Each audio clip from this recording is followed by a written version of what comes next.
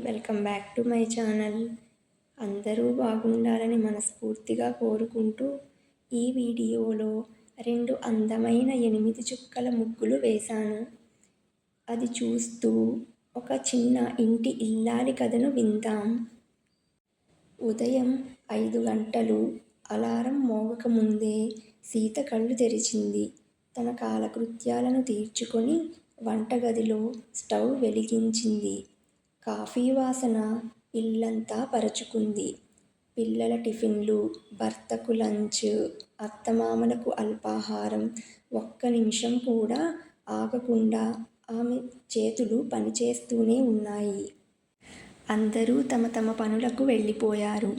ఇల్లు ఒక్కసారిగా నిశ్శబ్దంగా మారిపోయింది. కానీ సీతకు విశ్రాంతి లేదు.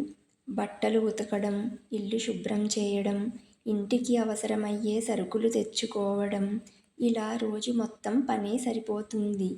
ఇలా కొన్ని రోజులు గడిచాయి. ఒకరోజు ఆమె కూతురు స్కూల్లో ఒక వ్యాసం రాయవలసి వచ్చింది.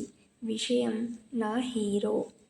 అందరూ తమ నాన్న, సినిమా హీరోలు, శాస్త్రవేత్తల గురించి రాశారు.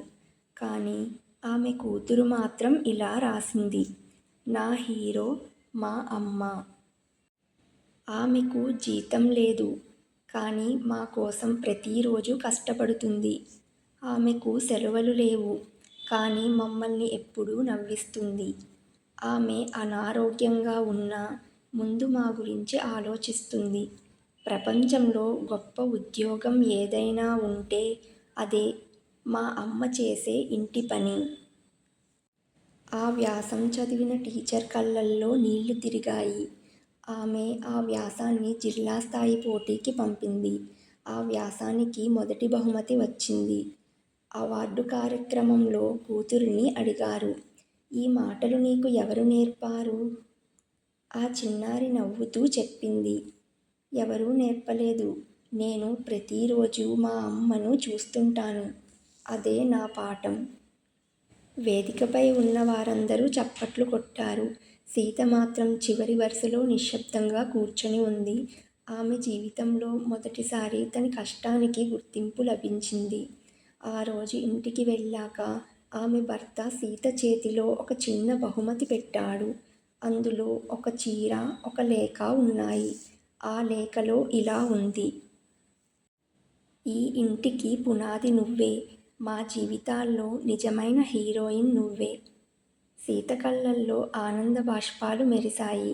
అవి ఒట్టి కన్నీళ్లు కావు, తన జీవితానికి దక్కిన గౌరవం. అంతే కదండి. ప్రతి ఇల్లాలు చేసే పని కనిపించకపోవచ్చు, కానీ ఆమె లేకుండా కుటుంబం నిలవదు. ఆమె ప్రేమ, త్యాగం, కష్టం వాటికి వెల కట్టలేం. రంగోలీ విత్ స్టోరీ మీకు నచ్చిందని భావిస్తూ మళ్ళీ కలుద్దాం.